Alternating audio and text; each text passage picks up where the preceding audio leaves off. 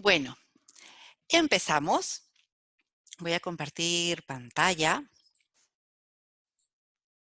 Y este es un webinar dentro del ciclo de webinars entre Focus y Editech. Hoy vamos a hablar sobre bienestar laboral, que es algo que es indispensable, pero en tiempos de pandemia, ¿sí? Vamos a ver cómo mejorar el bienestar laboral en cuarentena y qué es bienestar y felicidad organizacional y cómo promoverla hoy en día, que ya no es tan fácil porque ya no tenemos a la gente ahí con nosotros cara a cara para tomarnos un cafecito. Me presento, yo soy Ninochka Fache, soy peruana, psicóloga, y hice el doctorado en Alemania en psicología y me especialicé en el tema calidad de vida. El tema calidad de vida para mí es eh, apasionante, me atrevería a decir, me encanta.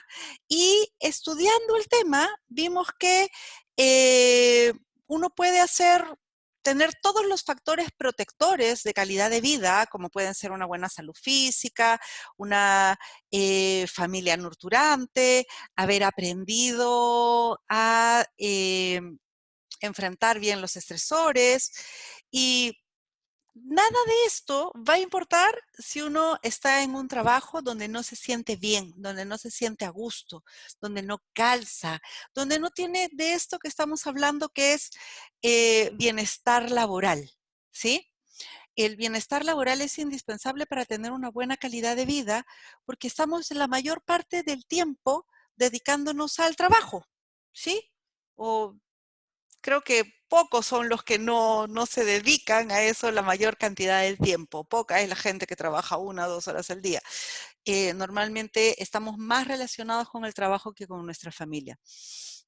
Y hoy en día tiene una dificultad extra porque no estamos en época en la cual vamos a la oficina, sino estamos en época de cuarentena, ¿sí? Seguramente muchos están haciendo teletrabajo y no es un teletrabajo cualquiera, no es que están bajo la modalidad de teletrabajo como un beneficio, como algo atractivo, sino que lo hacen en esta época donde uno tiene los niños en la casa, donde además no puede salir, ¿sí? Tiene una serie de características que normalmente no se dan.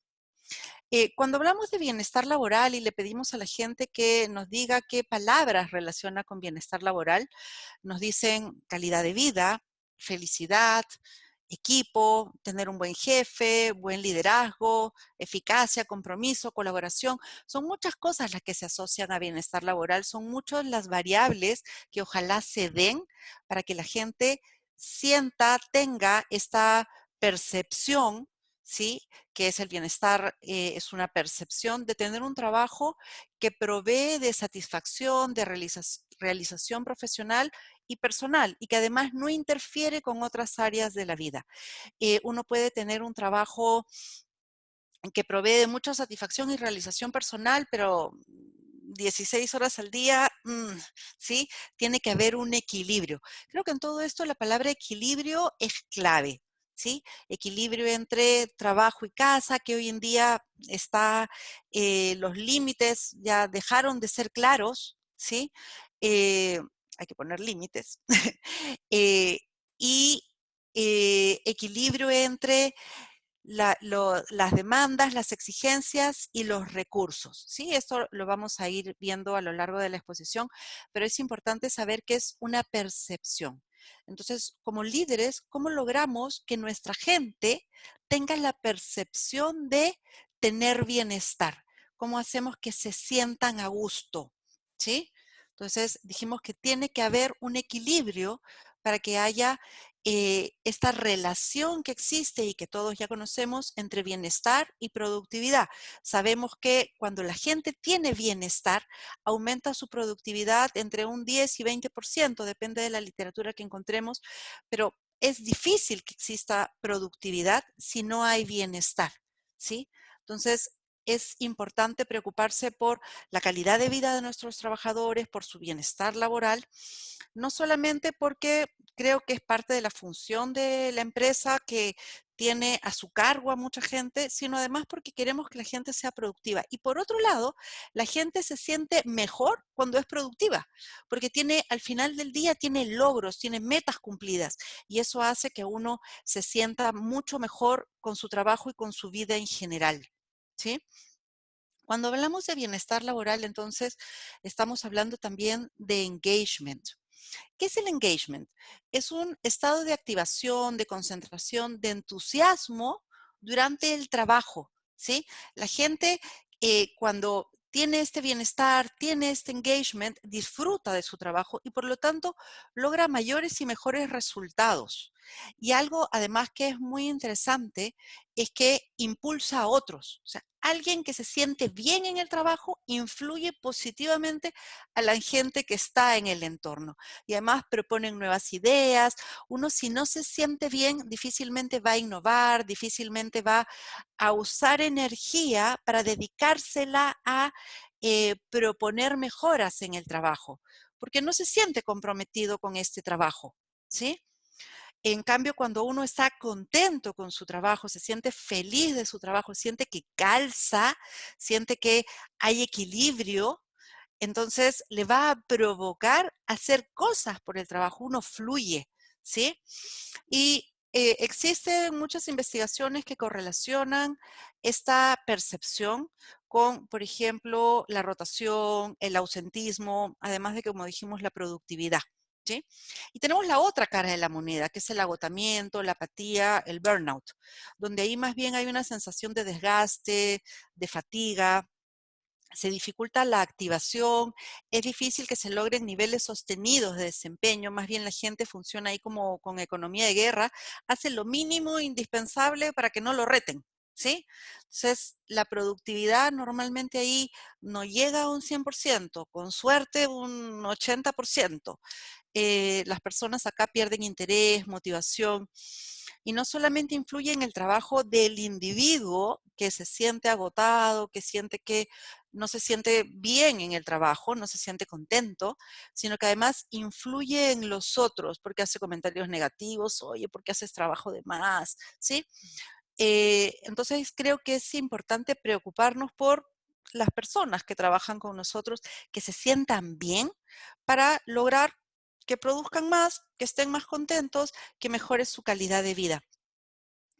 Hay una diferencia también enorme entre la salud, y esta parte a mí me interesa mucho, la salud de las personas cuando sienten bienestar en el trabajo que cuando no la tienen.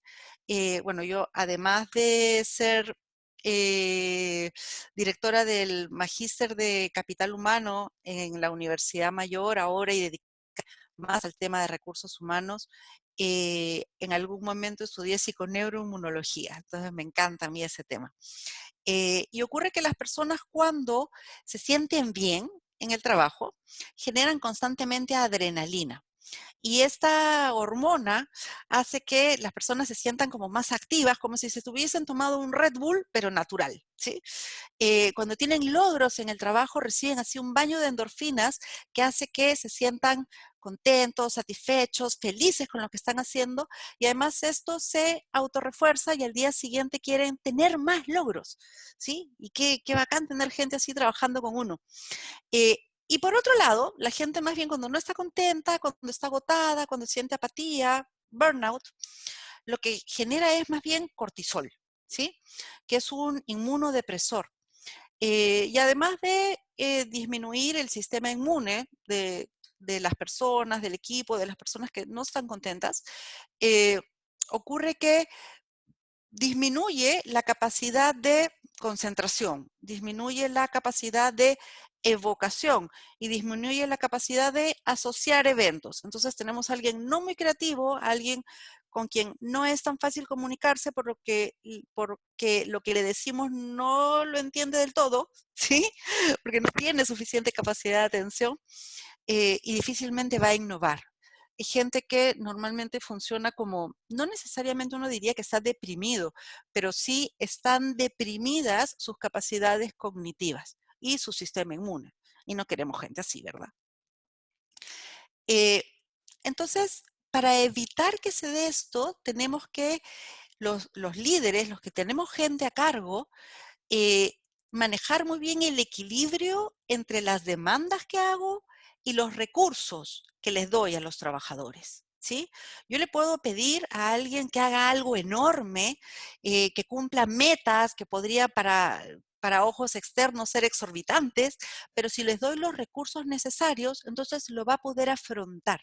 El problema es cuando este equilibrio no está en un balance óptimo, ¿sí? Y este balance además hay que manejarlo con cuidado porque no es el mismo para cada individuo. Entonces tenemos que conocer a nuestra gente. Lo que se ha visto que provee de recursos a las personas es uno, darles oportunidad de crecimiento, autonomía, que sientan que hay apoyo social, que se pueden apoyar en la gente, que hay trabajo en equipo, de colaboración, recibir retroalimentación, porque cuando no reciben retroalimentación, no reciben feedback, están como avanzando a ciegas, ¿sí?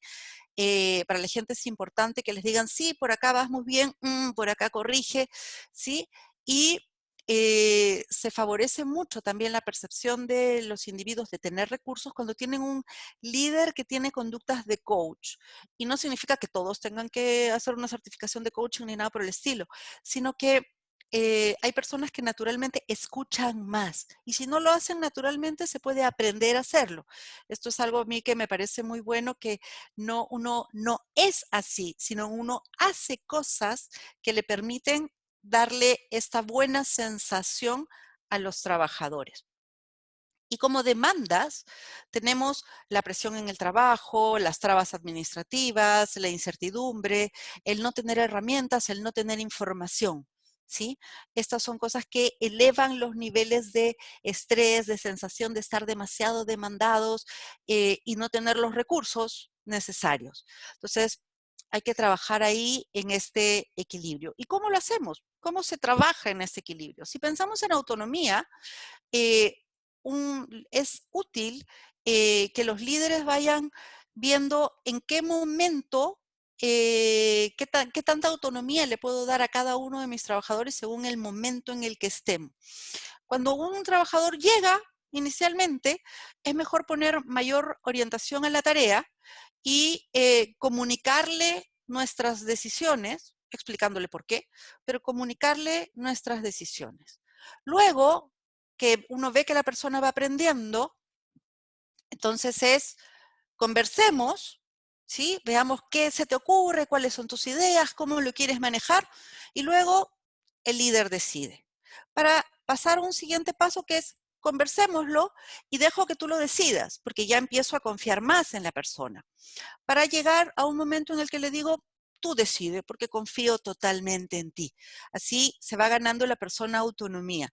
Si yo le doy a alguien que recién llega directamente autonomía, entonces lo dejo también sin recursos, porque no sabe cómo hacerlo. En cambio, si voy paso a paso, la persona va aprendiendo y va ganando seguridad en la tarea, ¿sí?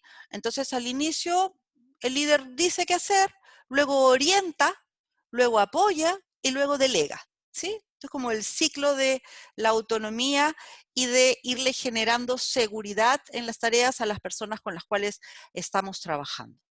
Luego vimos que era importante también que la gente perciba que tiene apoyo social, que tiene gente a la cual preguntarle, con la cual hacer cosas juntos, ¿sí? Esto hace que uno tenga la percepción de no estar solo, que tiene una red de soporte, ¿sí? Tiene esta seguridad psicológica de hay gente con la que hago las cosas, no me siento solo, ¿sí?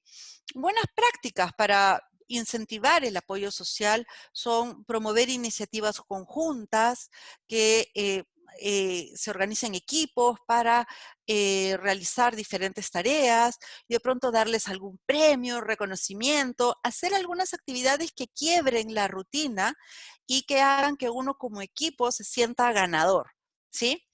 Es bueno también, más que bueno, es necesario, diría que indispensable, tener espacios de diálogo individual. Todo líder tiene que conocer a su gente. Yo les cuento, yo estoy trabajando con una empresa financiera donde el foco estaba muy puesto en los resultados, resultados, resultados, ¿sí? Y había una de las personas, uno de los jefes de sucursal, que me decía, pero es que yo no tengo tiempo de estar conversando con la gente, además acá venimos a trabajar, ¿sí? O sea, ¿cómo voy a estarme preocupando de qué es lo que hacen o dejan de hacer o qué hacen en su vida privada? Entonces, bueno, conversando, le dije, bueno, pero tú necesitas subir los resultados. Para subir los resultados, créeme que si empiezas a conversar con tu gente, estos van a subir. Entonces le dije, ¿por qué no pruebas? ¿Sí? Entonces, ok, probó. Y puso en su agenda conversar con cada uno de sus trabajadores 10 minutos, no más de eso, 10 minutos cada 15 días. Entonces hizo su Excel para que no se le vaya a pasar ninguno, que no se le pierda alguno en el anonimato, ¿sí? Entonces apuntaba, ya conversé con fulanito, así, 10 minutos cada 15 días con cada uno de los individuos, no más que eso. Y puede ser menos también, o ahí uno tiene que ir viendo su agenda, pero el tema es que no pase un mes sin que uno haya conversado con la gente.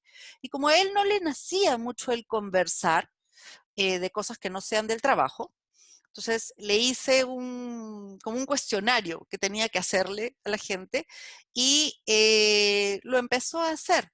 Solamente hizo ese cambio de conversar con la gente y los resultados subieron, ¿sí?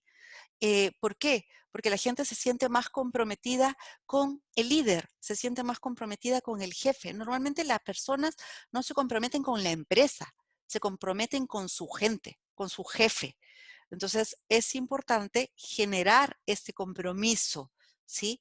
Que la gente tenga ganas de hacer cosas por mí, porque yo le regalo algo que es súper importante, que es mi tiempo y es mi escucha. Y no tiene que ser mucho, o sea, no tengo que ponerme a conversar todos los días con cada uno 2 horas, ¿sí? Cada 15 días, 10 minutos es suficiente y ya aumentan los resultados, aumenta la productividad. ¿Mm? Otro es que la gente tenga claro cuál es su rol, cuáles son sus metas, cuáles son sus funciones. Esto suena como bien obvio, pues, ¿no? O sea, uno además ve la descripción de cargo y sabe qué está haciendo, pero créanme que no es tan obvio, porque muchas veces la descripción de cargo ya está obsoleta. Lo que decía en la descripción de cargo ya no es lo que tiene que hacer. Con el tiempo se ha tenido nuevas funciones, hay otras que de repente hace otra persona, entonces hay que irlas clarificando, ¿sí?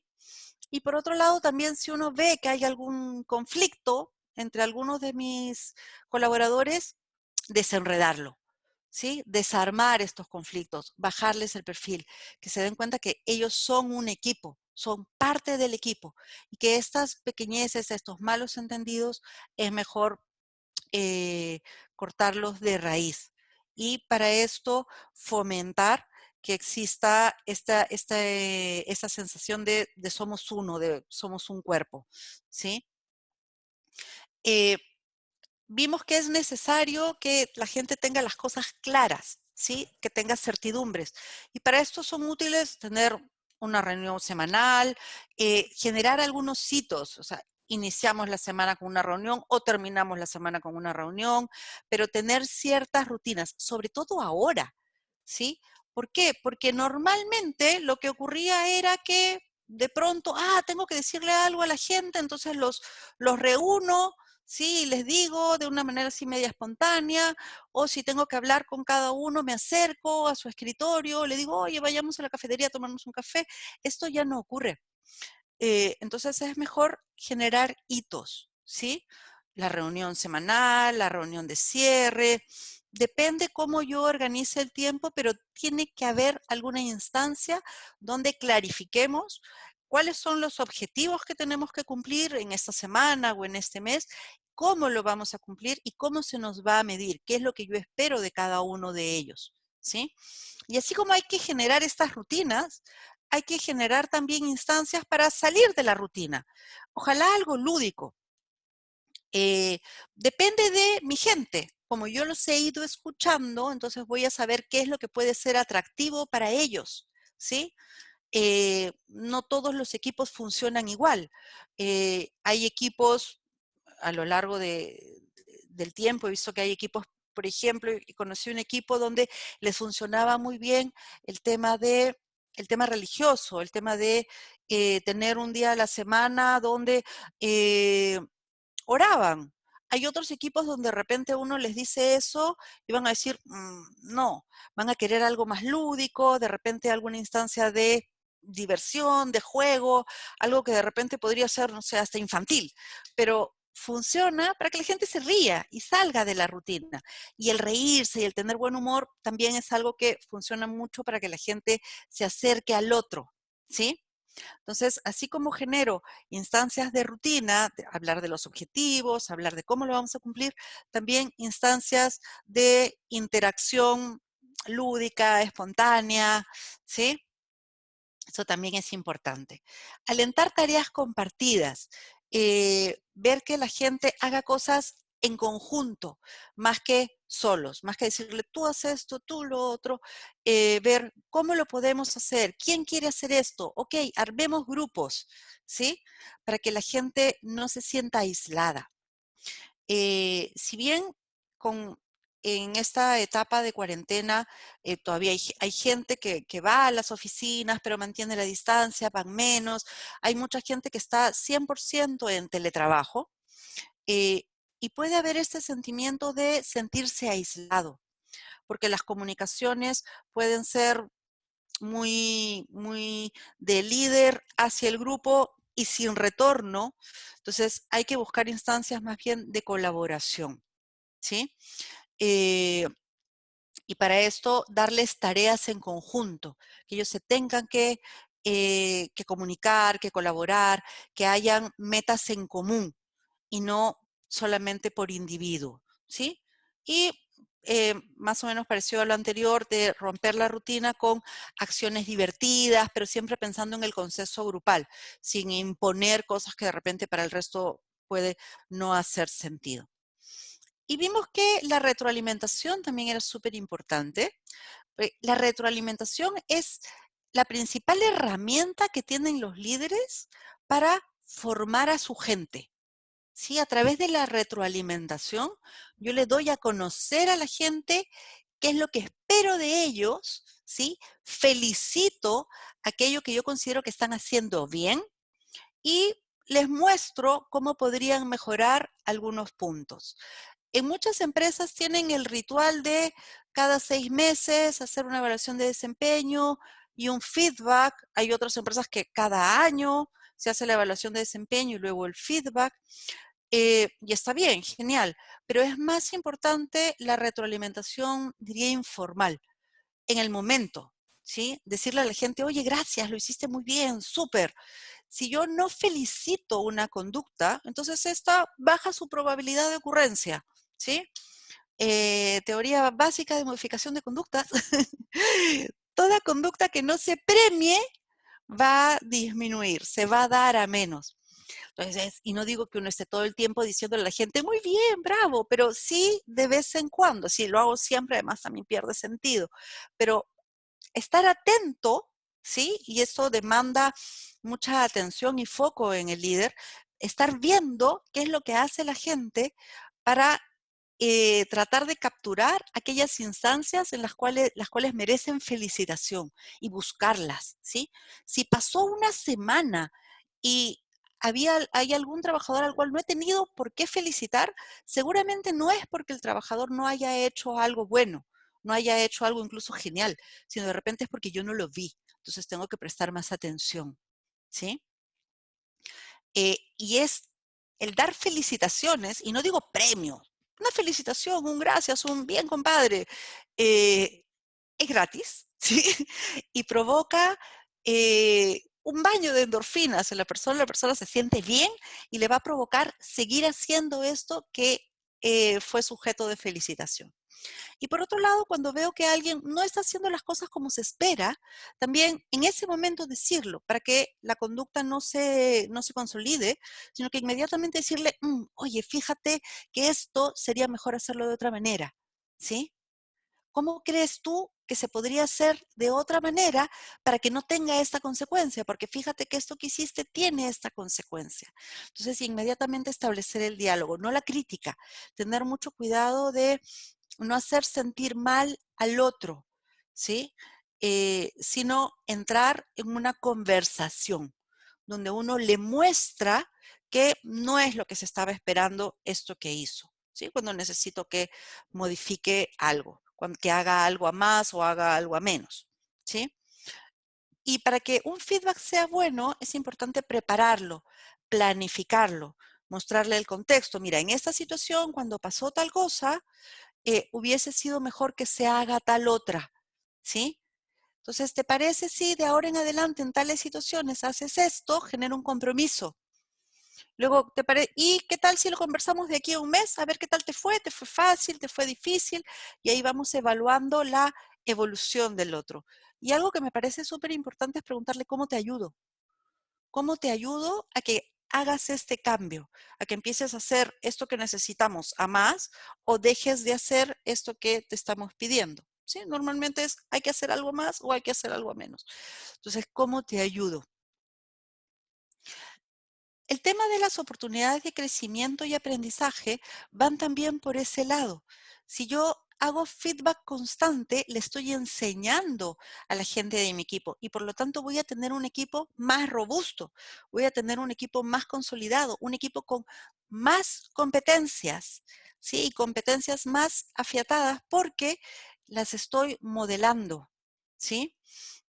Si necesitan aprender algo, ver cómo lograr que esa persona adquiera esas competencias externamente o yo darle las herramientas, irle enseñando, ¿sí? Y siempre buscando que la persona se desafíe un poco. Buscamos que la persona fluya en el trabajo, que la persona disfrute el trabajo. Entonces tiene que haber un equilibrio entre la habilidad que tiene, las competencias que tiene y el desafío que le doy. Si siempre está haciendo cosas que puede hacer fácilmente, se va a aburrir, ¿sí? Y si por otro lado le doy tareas que son muy difíciles y no tiene las habilidades, entonces va a generar mucha ansiedad. Si hay un equilibrio entre lo que la persona puede hacer, y para eso tengo que conocerlo bien, para saber qué competencias tiene, y el desafío, entonces ahí hay esta sensación que se define como flow, como flujo, ¿sí? Que la persona tiene fluidez en la actividad y esto genera mucha satisfacción en el individuo, además de una sensación de crecimiento, de autorrealización, de estoy aprendiendo, ¿sí? Les decía, conocer al equipo es importante. Tengo que saber cómo es mi gente, para saber qué tanto le exijo, para saber qué le pido, qué demandas le doy. Tengo que saber con qué recursos cuentan. Y para esto escuchar es indispensable, ¿sí? Eh, alguna vez leí por ahí y me pareció genial.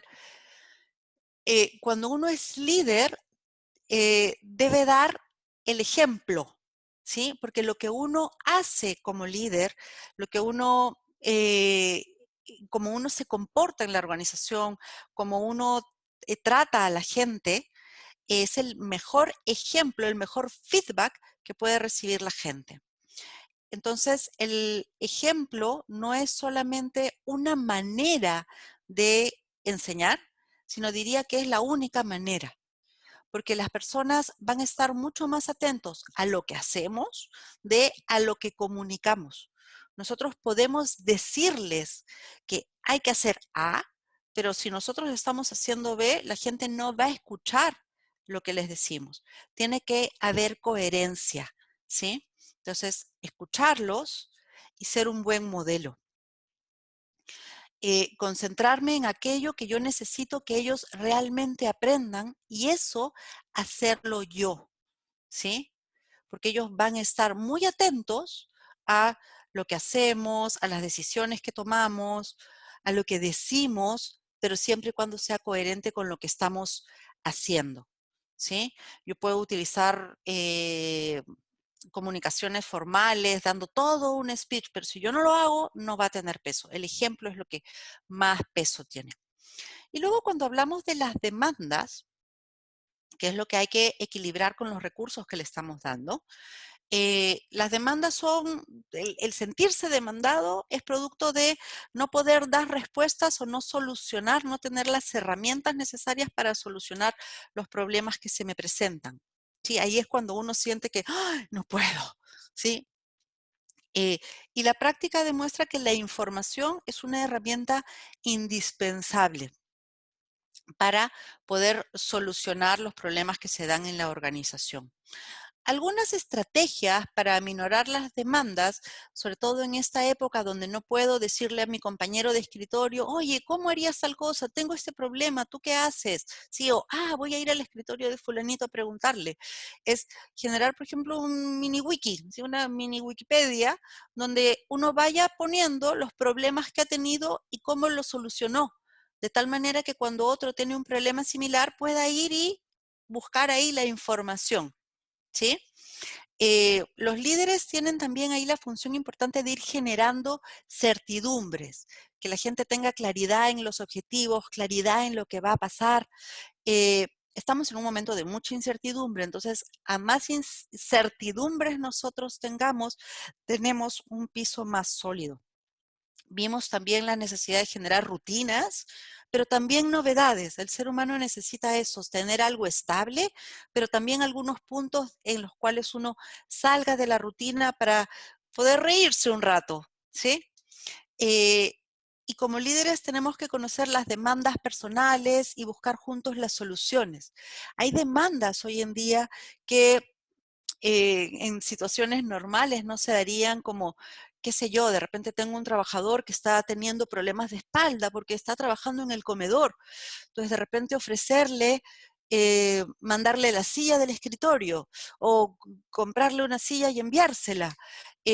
O de pronto tengo algún trabajador, trabajadora, muchas veces las mujeres tienen que lidiar mucho más con esto, que en las mañanas está súper complicada porque, no sé, tiene las clases online de los niños. Entonces, ver con esa persona, cambiar los horarios, cambiar el momento de las reuniones, ya no hacerlas todas en la mañana porque de repente esta persona no va a poder estar, sino hacerlas en la tarde para que pueda participar con más calma, ¿sí? Entonces, para eso tengo que conocer a cada uno de mis trabajadores y ver qué es lo que le está pasando en la casa, porque lo que le pasa en la casa va a repercutir en cómo trabaja, porque hoy día trabaja desde la casa, ¿sí? Y de repente es algo que suena un poco como obvio, pero se da que muchas veces se está incorporando la práctica de todo el tiempo hacer las reuniones, que por Zoom, que por Meet, que por Webex, ¿sí? Y muchas veces se puede solucionar el tema con una llamadita telefónica, ¿sí?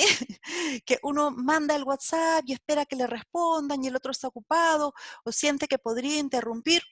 Cuando uno trabajaba codo a codo, uno se paraba, iba a su escritorio y le decía, ¿te puedo interrumpir? ¿Sí? ¿Tienes 5 minutos? Bueno, lo mismo se puede hacer por teléfono y eso también genera que haya mayor fluidez en la comunicación, ¿sí? Hacer llamaditas.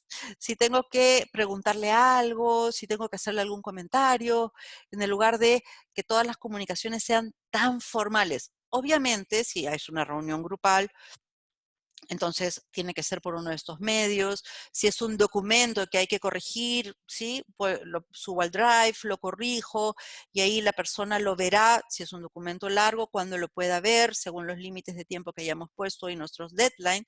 Pero para cosas pequeñas, hacerlo rápidamente, una llamadita por teléfono, que es algo que como que ya no se está haciendo mucho, ¿sí? Y en las reuniones, ¿sí? Hemos hablado de casi todas las reuniones ahora se hacen por Zoom, por Meet, por Webex y N plataformas. Buenas prácticas al respecto son, uno, prender las cámaras, ¿sí? Es como raro no tener feedback de la conversación, no ver una cara, ¿sí? Uno, ¿a quién le está hablando? ¿Al aire, a la pantalla, al agua? ¿Sí? Entonces, el ver las caras, gracias Francisco, facilita la comunicación. En la comunicación, que ya casi no me acuerdo cómo era, en estas donde uno se reunía a tomar un café, un tecito, uno tenía todo el tiempo feedback, tenía la persona sentada al frente, ¿sí? Y uno se miraba. Hoy en día, este feedback hace que la comunicación sea menos fluida, menos estimulante, ¿sí? En unas estadísticas pre-pandemia, sobre efectividad de las reuniones, más o menos el 65% de los entrevistados declaraba que las reuniones menos efectivas eran las reuniones online, ¿sí? El 65%, prepandemia. Las reuniones online no son efectivas. Hoy en día, el 100% de las reuniones son online. Entonces, hay que hacerlas efectivas. ¿Cómo las hacemos efectivas? Uno, prendiendo las cámaras. Por una cuestión de practicidad hay que apagar los micrófonos porque si no se mete mamá, se acabó el papel higiénico, el perro ladra y cosas por el estilo, ¿sí? Entonces, sí, hay que, por una cuestión práctica, apagar los micrófonos y cuando uno va a hablar se desmutea, ¿no? Nuevo neologismo. Se desmutea y participa y ahí puede haber una interacción fluida. Pero con las cámaras prendidas uno tiene feedback, ¿sí? Además, uno se queda con un poco con la duda cuando no se prenden las cámaras de estará ahí o se habrá conectado y se fue, ¿no? Eh, y no sé si les pasa, pero cuando uno se reúne con la gente y hay alguien por ahí que no prendió la cámara porque de repente la señal está baja, no quiere usar tantos recursos, etcétera, y te hace una pregunta, uno como que no sabe muy bien cómo dirigirse, ¿sí? Sobre todo, bueno, a mí me pasa a veces que me relaciono con personas a través de la pantalla y nunca les he visto la cara, jamás en la vida. Y cuando me reúno con ellas online, la tienen apagada, entonces no sé con quién estoy hablando, ¿sí? Entonces es bueno ver con quién uno está hablando y ver qué carita te pone, ¿sí? Si de pronto uno está hablando y ¿sí? Todo eso también es feedback que es tan necesario. Y obviamente tratar de cuidar dentro de lo posible la bulla del entorno, ¿sí? Y algo también súper importante es no tomar las reuniones que uno tiene con el equipo de trabajo como una instancia en la cual uno puede hacer otra cosa. Muchas veces la gente cree, sobre todo las mujeres, tenemos así como la idea de somos multitarea. Entonces, mientras estoy en la reunión, puedo ir respondiendo el WhatsApp, puedo ir llenando la planilla. O sea, mentira. O sea, el foco de la atención no puede estar puesto en dos cosas al mismo tiempo. O sea, yo tengo un nivel de atención predeterminado. Yo puedo prestarle a dos cosas la mitad de atención, pero a ninguna de ellas le voy a prestar el 100% de atención. Entonces, si queremos que las reuniones sean efectivas, busquemos darle el 100% de atención a la reunión, porque si no, va a pasar prepandemia, las reuniones no son efectivas. Y en este caso, hoy en día, todas las reuniones dejarían de ser efectivas si yo le estoy dando el 50% de atención, a veces el 33% de atención, porque estoy haciendo tres cosas al mismo tiempo. Entonces, ojo con eso y también comunicarle al equipo, oigan, mirémonos, ¿sí? No estemos con el WhatsApp, no estemos en otro programa, en otra tarea, viendo los emails o qué sé yo. Prestémosle atención a este único medio que tenemos de comunicación. Y eso es lo que les quería comentar sobre cómo gestionar este equilibrio entre demandas y recursos. Me gustaría saber si tienen alguna pregunta. Pueden hacerla si quieren a viva voz, se desmutean y la hacen. Conversamos un rato, como prefieran.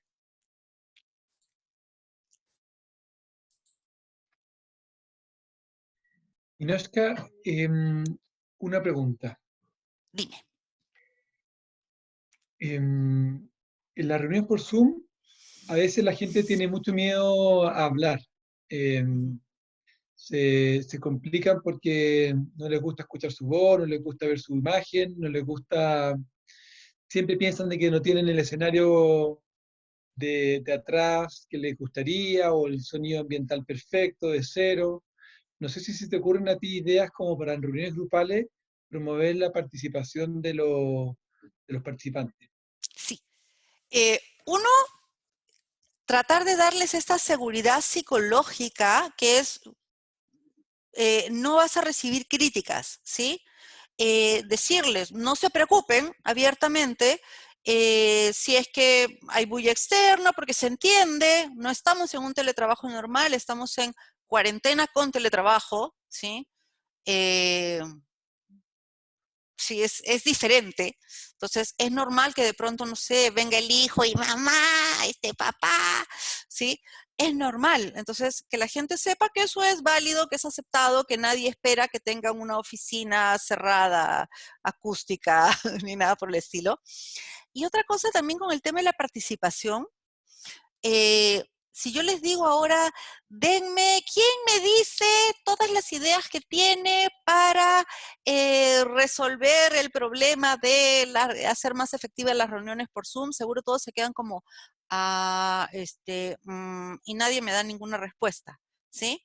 En cambio, si les digo, a ver, cada uno individualmente vaya escribiendo en el chat todo lo que se le ocurra sobre cómo responder a este problema de hacer efectivas las reuniones por Zoom y vamos a ver quién tiene más ideas, no importa cuál sea la calidad de estas ideas, ¿sí?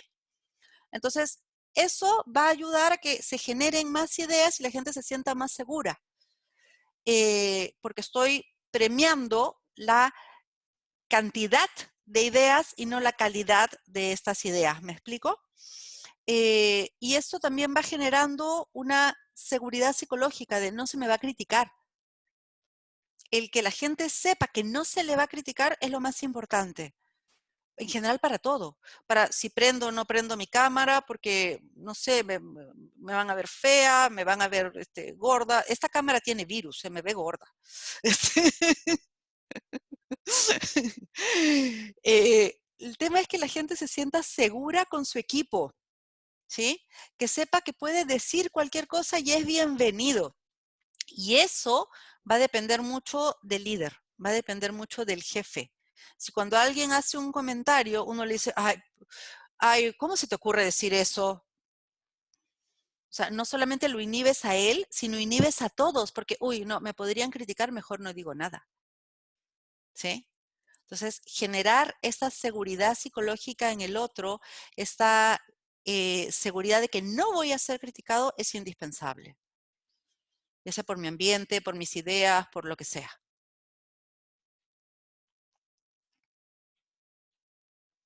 Muchas gracias. ¿Alguna otra pregunta? Algo que hayan dicho, no, no estoy de acuerdo, no me parece, o muy difícil. No, yo creo al revés. Cada uno de los tips son muy básicos, pero muy, por lo menos a mí, varios no lo había, quizás lo había obviado, pero no por darlo por obvio, quizás no lo había visto. Creo que, no, y yo creo que aprendí mucho en este webinar eh, de cómo liderar en general, en tiempos de pandemia o no. Ujú, No, la verdad es que creo que hiciste visible cosas que nosotros sabemos como de buena crianza, pero la verdad es que no son necesariamente compartidas por todos los equipos. eh, y nos falta el mini wiki para poder ir dejándola. Entonces creo que tu presentación fue como un mini wiki de buenas prácticas que creemos que podemos darlas por descontado, pero no. O sea, a veces estresados lo primero que se nos olvida es como las buenas costumbres, las buenas ideas, las cosas que sabíamos antes que había que hacer. Así que ujú. muchas gracias. Gracias a usted por participar, Oscar. Sí. Gracias también, Ninos, que yo encontré interesante la asociación que tú hiciste con el modelo de liderazgo situacional y el desarrollo de la autonomía. Porque Ujú, efectivamente la autonomía es un proceso súper importante en el bienestar, pero es un proceso, tal como tú lo dices, ¿no es cierto? Y muchas veces la trampa del líder es esa.